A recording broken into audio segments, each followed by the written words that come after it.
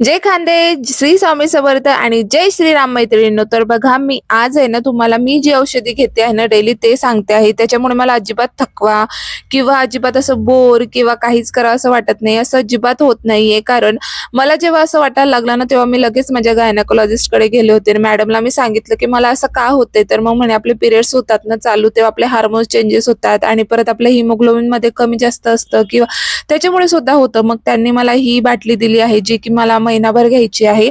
तर मैत्रिणींनो, तुम्हालाही असं काही होत असेल ना, लवकरच तुमच्या डॉक्टरांना जाऊन भेटून या आणि लवकर तुमची ट्रीटमेंट चालू करा. आणि तुम्हाला जर असं वाटत असेल ना बोटामध्ये सुया वगैरे टोचत आहे, तर ते बेटवेल कमी होतं बरं का. लवकर तुम्ही ट्रीटमेंट घ्या. आणि बघा, आज आहे ना असं टाकताना माझा हात वाचला आणि कोणी म्हणेल मी नाटकच करते. बघा, टाकताना अजिबात मला वाटत नव्हतं की माझ्या हातावर वाफ येते, पण जसं मी हात बाहेर काढला ना तसं माझं एवढा हाताला जडजड चालू झाले ना, असं वाटतं काहीतरी गरमच टाकलं माझ्या हातावरती. तर माझे मिस्टर सुद्धा माझ्या जवळच उभे होते. ते म्हणले, अगं टाकताना तुला काय नाही झालं, बाहेर काढल्यावरती काय झालं? तर त्यांनाही असं वाटलं की मी नाटक करायला लागले का काय, पण नाही मैत्रिणींनो, अजिबात तसं नाही. माझ्यासोबत असंच झालं होतं. तुम्हालाही तसं झालं आहे का, नक्कीच मला सांगा कमेंटमध्ये. आणि मी आज नूडल्स आणि मंचा सूप घरीच बनवते आहे. कारण मुलांना खायचं होतं आणि मला नको वाटतं बाहेर जाऊन खायचं, कारण त्याच्यामध्ये अजिनोमोटो टाकता बघा.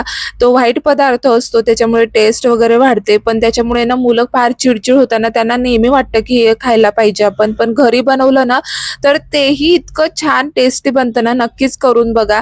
खूप सोपी रेसिपी आहे आणि यूट्यूबवरती सर्च केल्यानंतर सहजच मिळते. मीही तसंच ट्राय केलं होतं आणि भरपूर, म्हणजे आता इतक्या प्रमाणात मी करते ना, तर मला काही आता वाटत नाही, मी लगेच बनवू शकते आणि खूप छान टेस्ट सुद्धा होते. तर नूडल्स आणि मंचा सूप सुद्धा ते रेडी झालं होतं. तर मी नूडल्स फ्राय सुद्धा केले होते आणि मंचुरियनचे जे बॉल आहे ना ते सुद्धा फ्राय करून गेले होते. या सूपमध्ये खूप जास्त छान लागतात. तर आणि सगळे जेवायला बसून गेले, मी एकटीच बाकी होते. म्हटलं चला मीच टेस्ट करते. तर इतकं छान झालं होतं ना, थंड थंड वातावरणामध्ये हे गरम गरम सूप खायला खूप भारी लागतं.